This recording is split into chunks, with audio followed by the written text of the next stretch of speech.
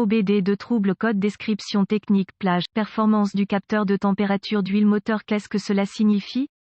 Ce code de diagnostic DTC est un code de groupe motopropulseur générique, ce qui signifie qu'il s'applique aux véhicules équipés d'OBD2 qui ont un capteur de température d'huile moteur Ford Powerstroke, Chevrolet GMC Duramax, VW, Nissan, Dodge, Jeep, Audi, etc. Bien que génériques, les étapes de réparation exactes peuvent varier selon la marque, le modèle. Le capteur de température d'huile moteur EOT produit un signal qui est utilisé par le module de commande du groupe motopropulseur PCM pour calculer la qualité du carburant, le calage de l'injection et le fonctionnement de la bougie de préchauffage. Le signal EOT est également comparé à d'autres capteurs de température tels que le capteur de température de l'air d'admission IAT et le capteur de température du liquide de refroidissement du moteur ECT. À des fins de diagnostic, les capteurs EOT se trouvent souvent dans les applications diesel. Les capteurs EOT reçoivent une tension de référence, généralement 5 volts, du PCM. Ils font ensuite varier leur résistance interne en fonction de la température de l'huile moteur pour envoyer un signal de tension de retour au PCM. Les capteurs EOT sont un type de thermistance à coefficient de température négatif NTC. Cela signifie que la résistance interne du capteur est inversement proportionnelle à la température de l'huile. La tension du signal du capteur EOT diminue lorsque la température de l'huile moteur augmente et vice-versa. Le code P0196 est défini lorsque le PCM détecte un problème de performance avec le capteur du capteur de température d'huile moteur. Les codes de panne du capteur de température d'huile moteur associé inclut P0195 dysfonctionnement du capteur de température d'huile moteur, P0197 capteur de température d'huile moteur faible, P0198 capteur de température d'huile moteur élevé, P0199 capteur de température d'huile moteur. Sévérité et symptômes intermittents du code. La gravité de ces codes est modérée à grave. Dans certains cas, ces codes définis avec les codes de température du liquide de refroidissement peuvent indiquer une condition de surchauffe du moteur. C'est une bonne idée d'adresser ce code dès que possible. Les symptômes d'un code moteur P0196 peuvent inclure voyant de contrôle du moteur allumé. Un capteur de température d'huile moteur typique.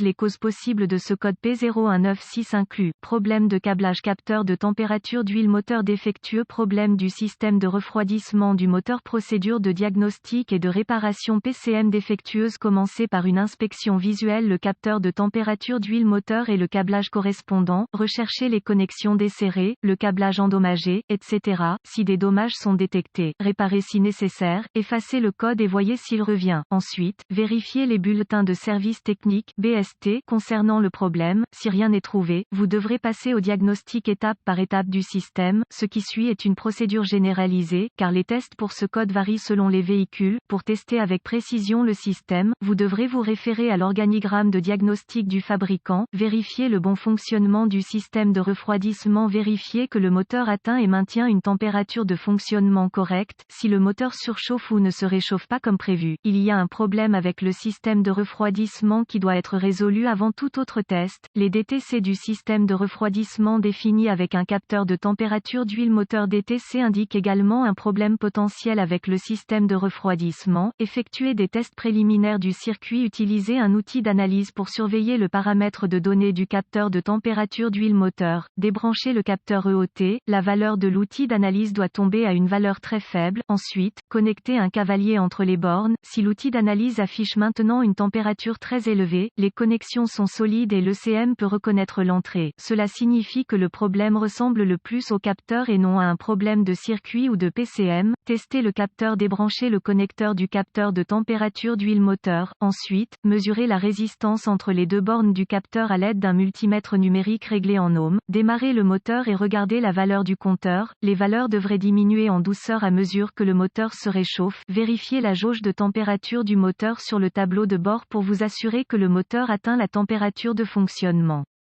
Si la température du moteur augmente mais que la résistance EOT ne diminue pas, le capteur est défectueux et doit être remplacé. Remarque, la plupart des fabricants ont des graphiques de résistance, température dans leurs informations de service pour faciliter le processus de diagnostic. Vérifiez le circuit. Vérifiez le côté tension de référence du circuit. Contact mis. Utilisez un multimètre numérique réglé sur volt pour vérifier une référence de 5 volts du PCM à l'une des deux bornes du capteur de température d'huile moteur. Si aucun signal signal de référence n'est présent, connectez le compteur réglé en ohms contact coupé entre la broche de tension de référence sur l'EOT et la broche de tension de référence sur le PCM. Si le compteur lit hors limite OL, il y a un circuit ouvert entre le PCM et le capteur qui devra être localisé et réparé. Si le compteur lit une valeur numérique, il y a continuité. Si tout va bien jusqu'à ce point, vous voudrez vérifier qu'il y a 5 volts sortant du PCM à la borne de tension de référence. S'il n'y a pas de référence 5 volts du PCM, le PCM